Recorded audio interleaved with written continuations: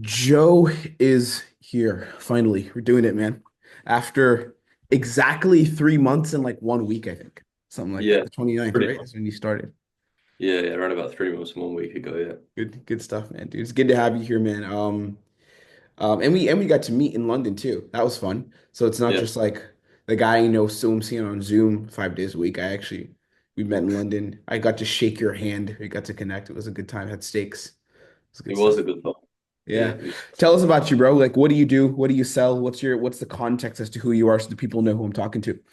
yeah. So I'm more in the music industry rather than like in the online space or like Mm.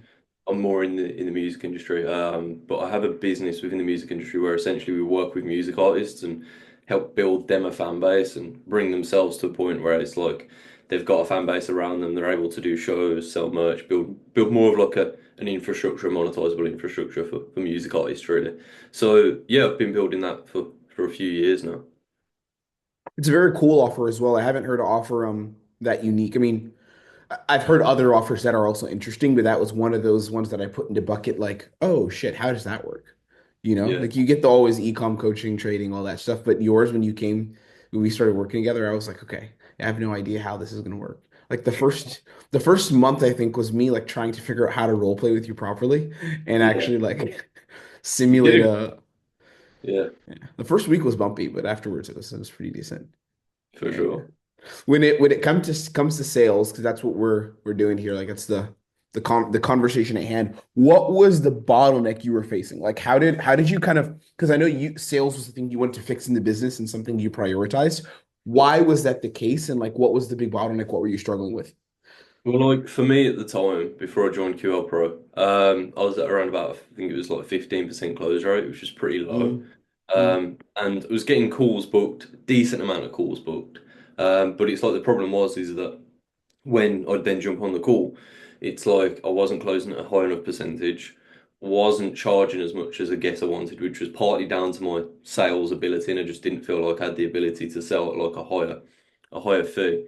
mm, Um, and so that was the main bottleneck for me at the time. You know, I was getting calls booked, but my sales ability wasn't really there. Like I'd read a mm-hmm, shit ton of books, I'd gone through, a shit ton of YouTube videos and whatnot, but again, I didn't really have a structure there in place that I mm, felt super confident in, and so that led mm. to 15% kind of close rate. And Yeah. so that was the big bottleneck for me in the business at the time. It was just sales. It was like Mm-hmm, the whole process and the whole scripting and everything, objection handling from mm-hmm, start to finish, really. And so that's mm-hmm. when came across you.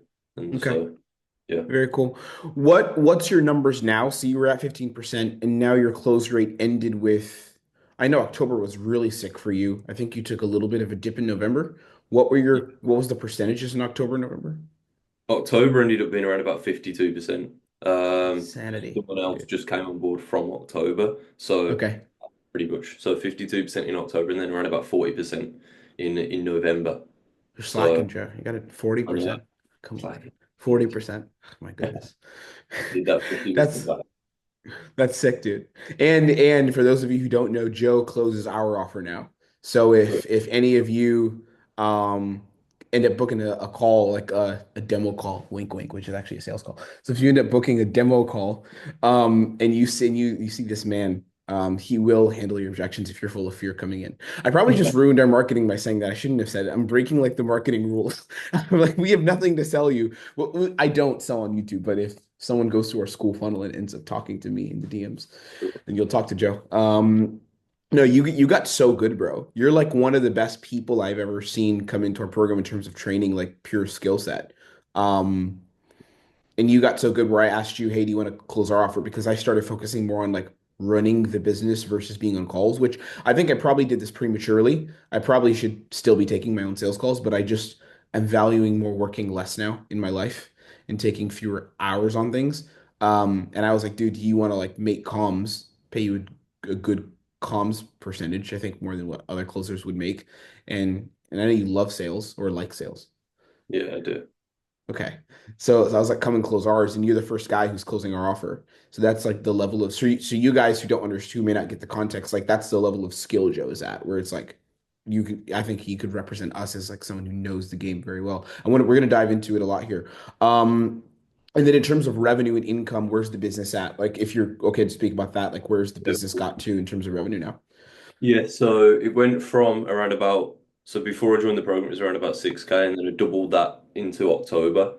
So Okay. that was 12, 13. I think it was like more 13, 14K towards Is this the, pounds we're talking? no, this is USD. Okay.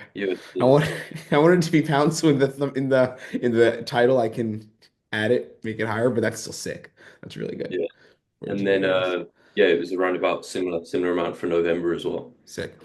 And So, what's really cool is this is recurring revenue because your offer is like a retainer essentially where you're managing all their marketing operations, right? Can you break down the offer and how it works with people? yeah, so it's essentially it's like a monthly fee, provide marketing services. And so the idea is artists work with us on like a monthly basis to help them build a fan base in the longer term. Um, so that's essentially how that works. So most of the time it's quite, it's a retainer, so a lot of artists tend to stick with us for like a longer period of time as well. Yeah, and I know that your delivery is super sick. So Yeah. like that was the thing you made very clear coming in. Like when you were you're like the delivery is on point. So you're not going to have a crazy amount of churn. If someone can continue and afford it, they'll stick with you and keep ripping. That's for sure. Yeah. Okay, that's Yeah, awesome. exactly. Let's talk about gaps. So when you first kind of started selling, you got into the whole business like this game of online internet money, providing a service, something you're very good at. I know sales was a struggle. What were some of the things that you literally were struggling with? I don't mean the why, because we know why is not a process. You need to practice. It's a skill. But how was that manifesting on calls? Like, what were you getting a lot? What were you hearing from people where you were like, damn, this keeps happening. I need to fix this. What did that look like? Well, firstly, I think one of the biggest things for me was like I thought it was all down to objections, and I thought it was all down to okay, like I need to learn how to handle objections better, and that was like a big piece. Like I was getting objections time and time again. I didn't even know Mhm, how to handle. Like I need to think about it, or some of the more basic objections. So it's like it would just end up turning into, oh yeah, we'll do a follow up. But really, I think the biggest thing for me was I had some kind of scripting. I don't know if you remember, but it's like I had some kind of scripting. mhm, Um, but the thing is, I was just asking questions just because this is what I saw on a YouTube video. Ask this question, use this script, and it's mhm, like that was okay. That got me to a 15% close rate. But the truth is, like in terms of I didn't know why I was asking the questions, and because I didn't know why I was asking the questions, I was getting all sorts of answers which weren't really helping. And mhm, so for me, the biggest thing was like knowing within the current state, creating that gap and actually knowing what answers that I want to get and that I need to mhm, get to the sail forward. mhm, Um, that was the first thing, the first major game changer for me. And that was massive because it's like mhm, now I'm asking questions and I'm knowing the answers that I want. mhm, Um, and then also diving into fear. That was a huge part as well. Because it's like I'd always skip mhm, around the fair point, and mhm. so I'd get loads of I need to think about it objections because there was nothing on the line for them when it came to the actual when I put the offer out there to them. So those Yep. were two big things at the start of the call for me, really. Interesting. And I remember for you, the fear thing was a big thing. Like that was a recurring joke for the last like Yeah, first 4 weeks of our training. It was like, hey Joe, you're gonna have to talk about this with people. And it's really weird, man, because on one hand, you hopping onto a sales call, like let's say you go and you want to invest in real estate coaching. Let's say you decide to make that another business you do, and you get onto the call with the closer. Now at this point, you're gonna know like what he's doing, right? yeah, But it's so interesting because these questions actually that we ask, although as salespeople, and some of you watching this may feel this. I used to feel this. As salespeople, we're like, why do we need to ask this? Like, what does the future look like? Obviously. Like what don't we want to happen? What are we running away from? Whereas our scripting is like, what do you I forgot our scripting because I've been changing it and I'm using what are you running away from? What do we use in our scripting? What happens if you don't make this happen? That's the top of the mountain for you. The other side is you don't make this happen, right? So like these questions actually are hyper important, believe it or not, for like the average consumer to like actually hear these questions and have a conversation and really think and make change. For your offer, which I think is a somewhat difficult offer to sell because there's a high degree of trust missing, right? Because the yeah, industry is very predatory. There's a lot of people. What's very interesting is like asking these questions and you diving into these questions became such a relevant part of your process. I think it allowed you to execute more and close at like a crazy high rate, 50%, which is ridiculous, right?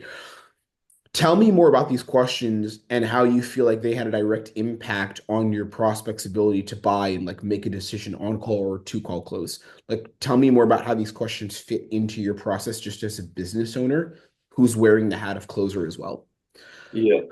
Um, well, I do, that was one of the things before coming in. It was like, why do I need to ask this? Like, and then I Mm-hmm. kind of started to understand more of such why we need that answer from them. But it's super important, number one, because it's like the prospect themselves needs to understand what is at stake here when they're making a decision, and this is going to, dramatically improve their lives. It's a big decision to make.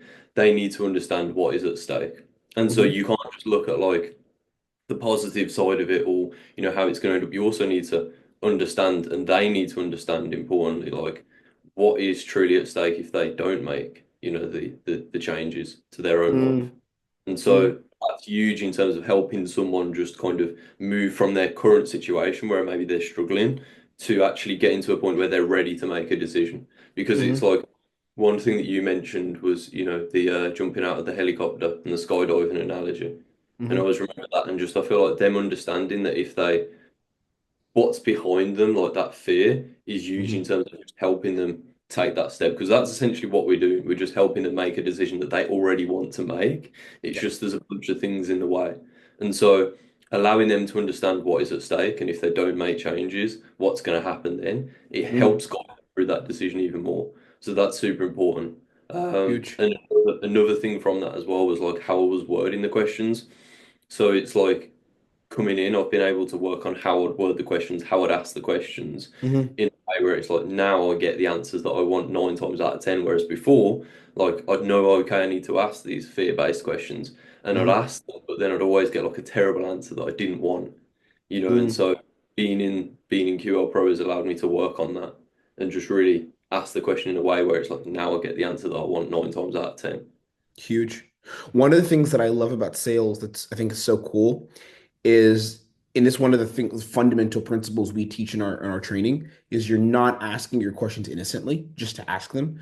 You're actually trying to influence the prospect to give you specific answers. It's very weird, right? You're not just asking them to have an open dialogue. It's a closed dialogue where you're trying to influence and create a path, but you're reverse engineering that path through questions, right? But you know the path that needs to be created and the path that needs to be done.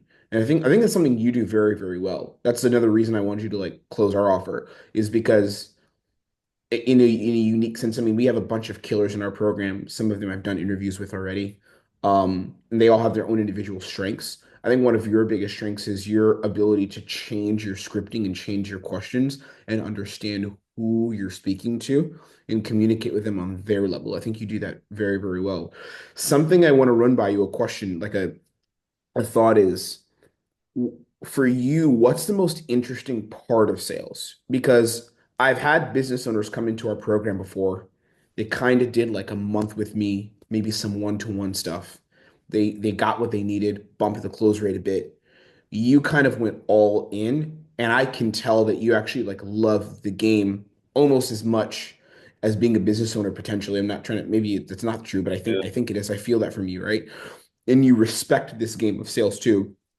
What do you like about sales? Why are you different, Joe? Why are you not just like I want for my business and I bounce out, cool. You're in this shit. Why? You're better than most of the closers I know. Well, I think it's because it's like sales is a skill that is then going to translate into like every area of the business. Whether it's Hmm. like dealing with employees currently, it's like just having the sales ability can also help in terms of communicating with them and motivating employees more, etc. Hmm. And also dealing with like current clients as well. Like having the sales ability can help in terms of keeping current clients on board because then it's like, let's say they work for with me with the team for a couple of months and then Hmm. it's like then after a couple of months they kind of it's not an easy time for them so they come up with some kind of objection. It's like now I know how to handle that with them as well and help guide them through that as well. So Hmm.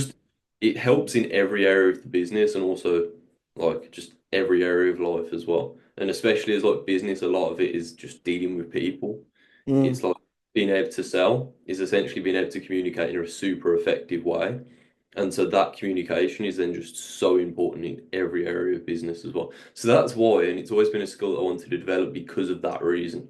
mm. You know, What are whether when you say communication skills in life, can you tell me more about that? That's interesting. Like yeah. what skills translate specifically? Like we can get technical.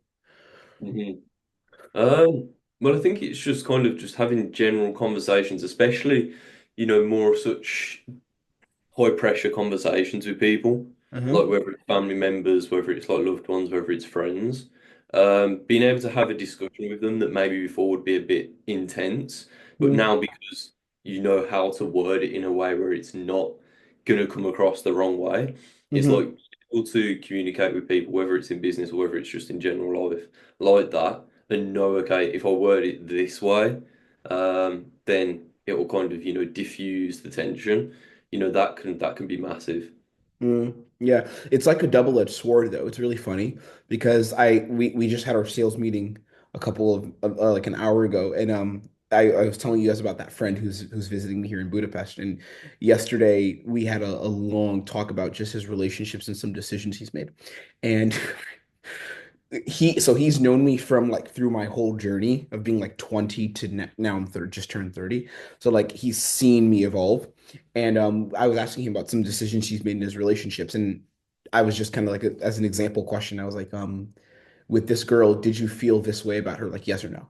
And he was like, he was like explaining. He was like, "Well, it's complicated. Well, no, it's very simple. Like yes or no." And I kept doing, bro. We went on that for like 10 minutes, and at the end, he was like, "Well, yeah," and I was like, "So it was yes," and we could have gotten there faster. And he like kind of got mad in like a joking way. He was like, "Dude, like what's wrong? You communicate so differently now." But we Really? accomplished a yes, we accomplished a lot in that conversation actually. And he was like, we gave each other a big hug, and he's going to be here for a week, so I'm going to see him like in a couple hours. But he was like, he was very grateful for that conversation because we actually got shit done as friends, like figuring out why things have been this way and decisions he's made.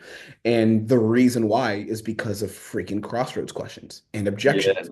Because he was giving himself like life objections that are preventing him from being this person who's, having the happiness he wants. And I was able to penetrate that wall by being like, brother, just answer the question, yes or no, the same way we do in objections, right? So it's very cool because I don't think about how this affects my life really because I'm so in it. But in a sense, it does affect all your relationships. It affects problem solving. It affects like managing a team. It's huge. yeah, 100%. Also, like just the relationship that you have with yourself in terms of the internal talk as well, because that's been Mm, one, in terms of objection handling, going through that process. Like, let's say I had a situation a couple of weeks ago where it's like I didn't feel like going out for a run, and mhm. so I just kind of did that objection handling process on myself in terms of like it's okay that I don't feel like going out for a run, and then giving myself a logical crossroads. And then it's like even things like that, or if I've got problems within the Huge. business, like we're struggling to book calls, it's like I give myself that crossroads of like, oh, I can either continue making myself feel like crap and not Hmm do anything about it, or I can decide to make some kind of change and figure out a solution. And so it's like mm even internal self-talk, it's been like, that's one thing I didn't realize sales would help with, but it really does. It's crazy. mm. I love it. I love it. It's huge. One thing that's interesting is like in this journey of sales, I think you learn so much as well about human behavior Mhm. because you change your relationship essentially to people because you're having conversations with outcomes in mind, right? You're not having again pure conversations. And let's take away the emotion of bad versus good. It just is. You're having conversations to achieve outcomes, which means you're essentially taking on a position of leadership on every call and every conversation throughout the day, whether you're a sales pro taking on 6 to 8 calls a day, or you're a business owner like yourself or myself taking on maybe like 5 to 15 calls a week, depending on the level of scale, right? I think that's also very cool. Let's talk about training. I want to go into depth on kind of what that process is like. So you've been in the sales or online money space, as it were, for a minute now. Yeah. You've seen sales trainings from a bunch of different, business owners and things like that. And in the industry, I respect a lot of different trainers. I think there's good people. You guys know that I'm never going to be the person to say like ours has to be better than everyone else's, and I don't talk shit. I think that we do a lot of things right compared to some business other companies. From what you've seen being in protocols, which is our training program, tell me about like the way we train and how that ended up being a good fit for you. I'm not talking about why you decided to join, because that was just me closing you and having good marketing on the demo call. But after that, your process of rolling with me for 90 days, maybe a little bit more, 90 days and change. What kind of worked for you with our training where you're like, oh, this helped me make change and helped me like do things differently? Where did that fit into you? Two big things that come to mind first is understanding the why behind why we do things. Mm, It really helped me understand why we're asking this question, why we're approaching it like this, why we're, that was a big thing. Because when you understand the why, you understand the outcome that you're looking for more when you're asking the hmm questions. And also too, it's just a conversation. Like some of the sales approaches that I took before, it just felt like sometimes I was just talking at people, hmm and genuinely like having a good conversation with them. Like in hmm objections, I'd use some of the some stuff from other like books that I'd read and whatnot, and it hmm just felt like they'd give me an objection. I'd just completely ignore the objection and just continue talking at them. Whereas Yeah. one of the things with working with you inside QL Pro, it's like you just have a conversation with the person and you just hmm help them get past themselves, really. you hmm know, Helping hmm them make change and coming at it from that angle where it's just a conversation. You know, hmm that that's massive because also the prospect feels more comfortable in that situation. And hmm it's like they're not going to feel, of course, pressure is important, but it's hmm like they're not going to feel too much pressure to the point where it's like fight or flight, you know. Of course. Yeah, you don't want So to trigger that. Yeah. exactly. So that's been a huge part as well. Okay.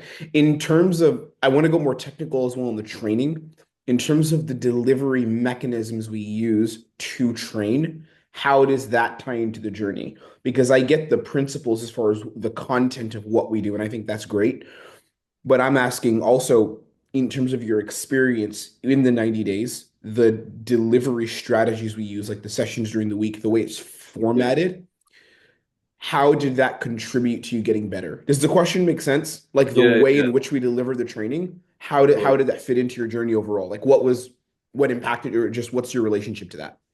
Well, it's like it links into both of those things as well because it's like Hmm understanding why, just being able to jump on a call and role Yep. play something, and you correct the errors that I'm making, and then me be able to be like, so why is that being the case? And ask hmm those questions was super, super powerful. Like it hmm wasn't just kind of going through a course and then having to, do my own thing. It was actually being able to role play within a group, and then whether that's you giving me the guidance on the group calls or whether hmm that's even like other members of the group who could hmm spot things and also point that out as well. Yep. That was you as well. Because of course it's hmm like one thing I've learned from you as well is that like the errors that we make on calls, they really create this upper limit in terms of how much, cash we can bring in. And Yep. so just being able to role play like hmm 4 5 days a week and you hmm being able to see that and like analyze it and break it down and fix the hmm errors, like it literally just fast tracked everything for me. For sure. I Yeah. learned in 3 months than I had in like 5 years of, Mm. doing shit in terms of watching YouTube videos and reading sales books. That's something that's very cool about you also in the way that you sell. I don't know what like where it comes from. Sometimes I wonder what makes certain people get better faster than others. I know you came in already somewhat competent, but you weren't executing on it because the percentage wasn't a reflection of that, right? But I don't know where this comes from, and I don't know why some people just get things better than others. Maybe it's childhood or relationship to I don't know where it comes from. But something that's really cool about you is you don't make a lot of mistakes when you sell now. I mean, you've had to get to that point, but for those of you who don't know, we have a rankings a level system inside of our program ranking from level one to level five. Level one, when you come in, is like basic skill set. You don't understand how to talk to anyone, right? That's level one. And then level five is like elite level sales pro, where you could pretty much crush out on any offer, which Joe, you're one of the two guys in our program. The other one, Sati, who's at level five. And I could dare say Colin could probably be at level five as well. One of the things that's super cool about you that made me like be like, this guy's level five is every time we would role play for pretty much the last 3 weeks, give or take, is I think when I started seeing that, you just wouldn't be making mistakes. Like the questions you would even ask would be like oh, like maybe there's a different way you could approach this more efficiently. But Hmm. it's like it would just be us as peers almost just sharing like, oh, here's another way to hack that and handle that. Like we did today on the sales meeting, we were talking about like holiday objections, right? So if someone again books a demo call with Joe, we're now prepared to handle your resistance to joining protocols during the holidays.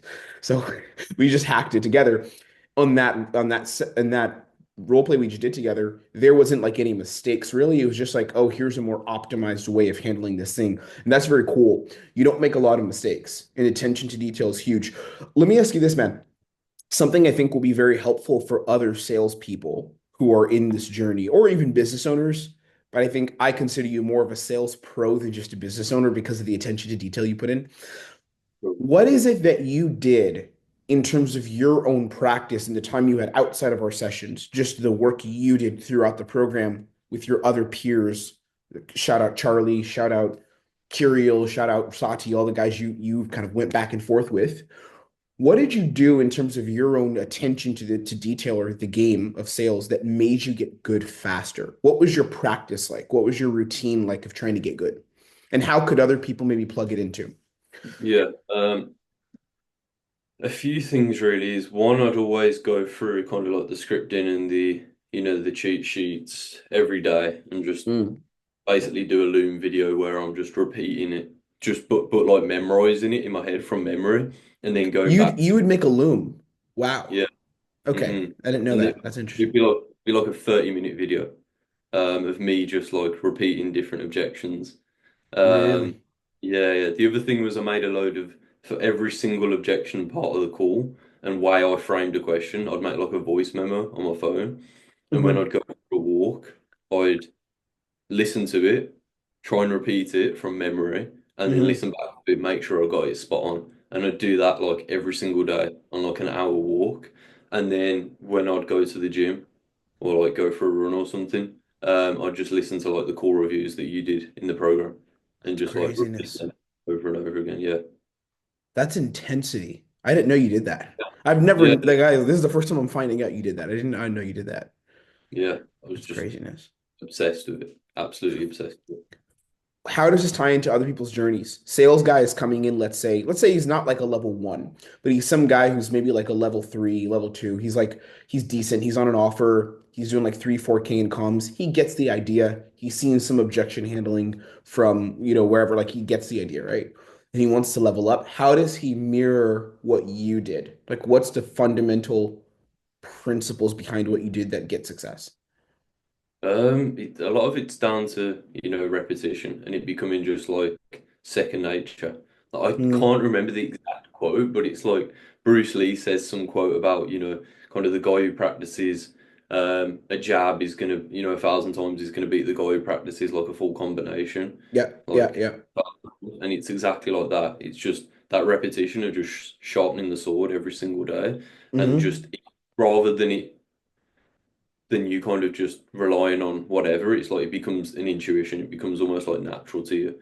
And I Hmm. think that's how you get to that next level is by Hmm. making it become second nature. But that's a lot of that's through like repetition. But Wow. repetition in a way where it's like obviously you're not making the mistakes, those are Hmm. two things there really. Yeah, it's one of our mechanisms that we use to train the program. I mean, you know this now because you say it to people during the week, like repetition, pressure, and then error correction. Mm. The one of them is error correction. It's very important. It's like It you is. need to be perfect, right? Again, as near perfect as possible. And if you do make slight mistakes, you should be able to very quickly overcorrect for them or correct for them and put them in the right place. So it's huge. It's like a fighting sport or just like a skill set, like a sport essentially. But you're using your words, you're using your voice, you're using your tone, and all of that. Yeah, it's huge. Would you say, kind of a yes or no crossroads question I'm asking you, would you say like sales is a path to freedom? Like, because there's so many people. I always ask this to the people have interviewed from our program. What I try to do to remain ethical while selling and scaling the business is when people come in with us, I want to be honest with them about what they can expect in the sales game. Mhm.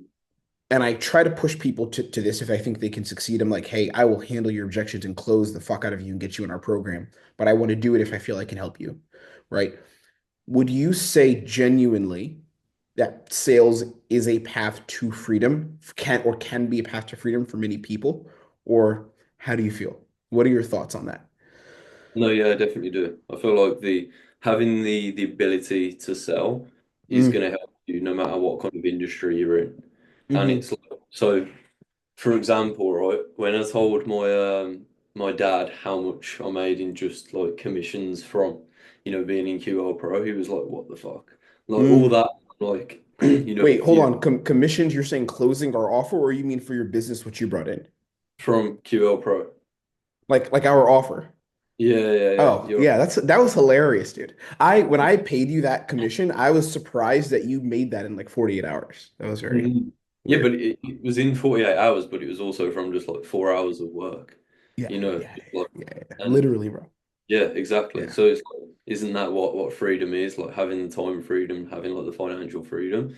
huge. But yeah, so that's one thing. But then also, it's like you can take that skill of sales and go and do if people are just in sales at the moment, they can go and then do their own business from there and Mm, create their own business from there, which again provides more freedom for them as well because you've got mm-hmm, that skill of sales. So you can essentially mm-hmm, know I can get on a call and I can essentially, get clients, get customers. It's mm. you. It's definitely, definitely, Massive. definitely the path to freedom. Yeah, so many business owners as well. Like it's a common trend. Like a lot of the big business owners all started in sales, selling something, right? Not like remote high ticket sales. This is kind of a new industry, like the Zoom stuff. But a lot of them did start in sales. That's for sure. That's They do. huge. Any advice to the people kind of watching this who want to come in, not to our program, I'm saying, but like just to people who want to come into the industry, people who may be like dabbling in it, may be looking at their school group, kind of just trying to figure their way around it. Any thoughts or words to them? Anything? Yeah, It's I a guess. crappy question to ask because it's too open-ended. Sorry, but I mean, I guess like yeah, you need to almost become as obsessed as you possibly can with it, and mm, mastering the craft. At the end of the day, is like a skill, and mm, so got to really start bringing in like good amounts of money and cash. It's like you mm, really need to master that as much as possible, and the best way to do that is become obsessed with it and have the right direction. And yep. so if they're not in QL Pro, they need to get in QL Pro because it's What? that direction is so important. It's so Continue more. It's huge. How does the and we'll come to an end here. But I want to wrap with this two things I want to ask you. How does the direction with training change things versus kind of doing it solo? And it's a bit obvious, but some people I think need to hear it. yeah. What's the difference in psychology or dynamic or pathway of like having proper training coaching versus not having it? What does that look like? Well, the difference is my path. I was learning sales for like Mm, 4 years before I came in, and still struggled in terms of I was at a 15% close rate, and then hmm few months within getting the guidance, it's like already hmm smashed, 40, 50% close rates. And that's really just down to like what I keep coming back to. One is like the error correction and having you hmm there, the group trainings, to be able hmm to point out the errors that I was making when I first came in and guiding me in Yep. terms of the direction. Because when you're doing it on your own, it's like you don't actually know where you're going wrong. And hmm you could be making mistakes in terms of where you're going, where you think you're going right and where you think you're going wrong. But you don't actually know, you're just guessing. And it's like yeah, it'll take you 10 times as long to get to where hmm you want to be if you're just basically stumbling about and guessing in terms of, the errors that you're making and whatnot. And that's a massive part of it. But when you've got someone there who's hmm guiding you through the journey on the group trainings and telling you what Yep. to work on, it's like you just skip that whole process Yep. and Yep. it's ridiculous, really. Yeah, you're essentially investing in speed. Like you're investing in fast tracking the process to success and to where things need to go. Yeah. And I think you coming in, of course, had a good baseline of of like a starting point, right? So you know how in the who does Ty Lopez, I think, on his marketing, he always puts a big asterisk and he's like, these results are atypical and are not representative of like what everyone will experience. I don't know if people will get to your level of skill within like 2.5 months, essentially, because I think you were at level 5 within 2.5 months. That's fucking fast. And you came in at 3, right? You started, I think, at 3. You didn't Yeah, start at 2. no, through. Yeah, but I mean, there's other stories like Kyrill, right? He's at like level 4 and he started at 2. Sati, so we didn't have levels, I think, when Sati started, but like, the journey is the principle is you can get very good at this very quickly with proper training. You can. And yeah, it's been a pleasure working with you, brother, having you in pro, being able to be a little piece of your journey, and now being in partnership with you, as it were, with the business, and us making each other money, you helping to scale this business and change more people's lives, me being able to pay you for your time. It's very cool. What's next for you? Where are you going to take the sales skill set? What are you going to do with the agency? You're going to keep building it? You want to do more closing stuff? What do you want to do, bro? Tell the people what's next for Joe. Um, yeah, max the business out as much as possible. Try and help as many, music artists as possible build, real Mm, fan bases and do that on a much larger scale. And then probably from there move into some, even more kind of high ticket, um, and try and max something out there really. So mm. that's where I see it going over the next 12 months really. Yeah. For those of you who I think would maybe appreciate this, the running joke between myself, Dominic, and Frank, and a few of the pro guys about Joe is whenever you do hire your first closer, they're cooked. Or your first sales manager, they're cooked. Most business owners are like, I'm hiring this guy to like do this for me because I leave it up to the sales manager. You're better than the sales manager. Statistically, you probably will be better at skill set. So they're cooked. I'll be Anyways, it's sending them been to you. I'll be sending them so to you. I'll be sending them to you to train in QL Pro. you won't need to do that. You can the downside actually of having you in pro as a business owner is now your lifetime value as a client is significantly lowered because you can just train everyone yourself and you don't need to send them to me. I would gladly get paid a 3K a month retainer to train a couple of your sales guys, but brother, you should just do it yourself. Have a once a week meeting and do. Correct. Yeah. Yeah, You yeah. never. Should you want the people to find you on socials and give you a follow and watch your journey, or you'd rather keep it private? It's your call. What do you want? It's all good. My Instagram is YO Josbon. And yeah, We'll write that's it below. We'll put it below. You know Colin, right? Colin from QL. Did you get to talk to him at all, or you saw him? Yeah, when I asked Colin that, he was like, no one needs to follow me because he's a ghost online. I can't even find like a picture of Colin to use for the video. So it's just a screenshot of me and Colin talking. It's the funniest yeah. thing. I'm the opposite of a ghost, to be fair. Yeah, you're all over. All right. Yeah. Goodbye, Joe. It's been great working with you, man. Great having you in. And And you too. people, let this story inspire you. Use sales in whatever capacity to build the life that you want, because there's a whole bunch of freedom, and Joe is currently building that freedom. Okay. I'll see you later, brother. We'll keep on Like, building together.